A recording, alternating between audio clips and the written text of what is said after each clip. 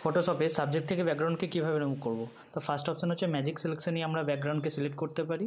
দেন আমি দেখো delete button press করলাম, ডিলিট বাটন প্রেস করার পরে ডিলিট হলো না, বিকজ এটা স্মার্ট অবজেক্ট রয়েছে, তাই কন্ট্রোল জে টিপে ডুপ্লিট করলাম। ডুপ্লিট করার পরে এখান থেকে আমরা একটা সলিড কালার মেরে দেখে নেব যে ঠিকঠাক হয়েছে কিনা। তো দেখো অলমোস্ট সাবজেক্টের ওপর চলে এসছে, তো ঠিকঠাক হয়নি। তো নেক্সট অপশান যাব, কারণ এই মেথডটা কাজ করলো না।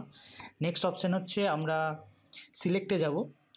সিলেক্টে যাওয়ার পরে দেখো সাবজেক্ট বলে অপশান রয়েছে, সাবজেক্ট অপশানটা ক্লিক করলে সাবজেক্টটা ইজিলি সিলেক্ট হয়ে যাবে। দেন কন্ট্রোল জে ফর ডুপ্লিকেট। দেন একটা সলিড কালার নিয়ে দেখে নাও যে ঠিকঠাক হয়েছে কিনা। হ্যাঁ, এটাও সুন্দর এসছে, খুব সুন্দরভাবে রিমুভ হয়ে গেছে ব্যাকগ্রাউন্ডটা।